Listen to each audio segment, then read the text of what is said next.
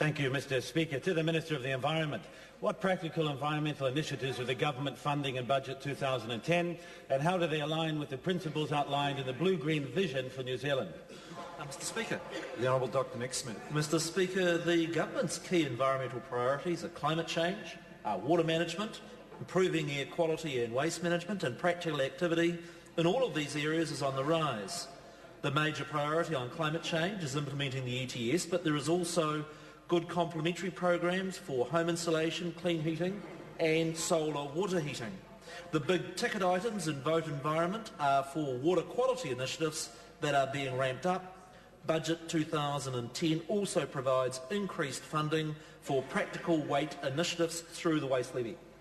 Todd McClay. Supplementary to the Minister, what specific funding commitments has the government made for water quality improvements in the Central North Island? Mr. Speaker. Nick Smith. Mr. Speaker, the government is investing $92 million over the financial years 2009 to 14 in initiatives to clean up Lake Rotorua, Lake Rotoiti, Lake Taupo and the Waikato River in partnership with local councils and iwi.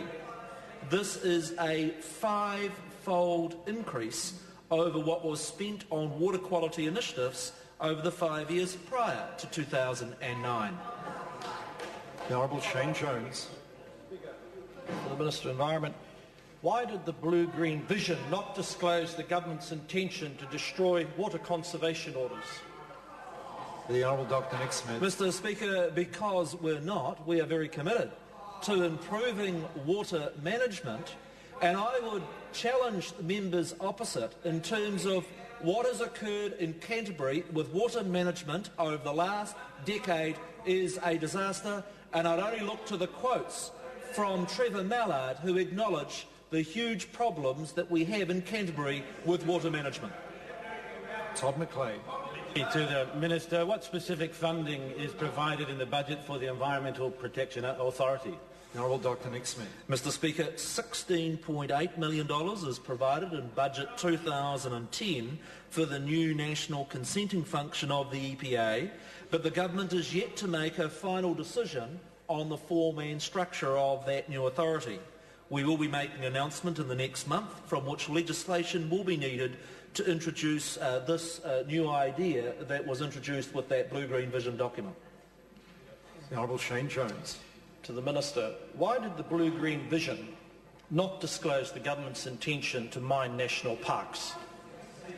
The Honourable Dr. Nick Smith. Mr. Speaker, the only party that I know that has actually mined national parks was a mine that was officially approved by the Labor Minister of Conservation in the Paparaoa National Park, and the only area of national park that my colleague Jerry Brownlee is exploring is an area that the Department of Conservation did not even support being used and added to Schedule 4. I am. The Honourable Shane Jones. Point of order, Mr. Speaker. Point of order, the Honourable Shane Jones. Is there any dim prospect that he could direct his attention to the question I actually asked? Order. If the member wants the Speaker to take a point of order seriously, order, I'm on my feet. If the member wants the Speaker to take a point of order seriously, he doesn't make a point of order that way. Question number... point of order, the Honourable Dr. Nick Smith. Mr. Speaker, I seek leave of the House to table the DOC approval signed by Chris Carter for the mine in a national park in Paparaoa. Leave is sought to table that document. Is there any objection? There is no objection. The Honourable Shane Jones. To the Minister, how is it consistent with the principles of the Blue-Green vision to bury the National Coastal Policy Statement and ignore the National Policy Statement on water management? The Honourable Dr. Nick Smith. Mr. Speaker, the National Coastal Policy Statement review was started in 2002, some 7 years before National became the government. And I've been working very closely with Kate Wilkinson, the Minister of Conservation, to ensure that the new Coastal Policy Statement is a balanced document.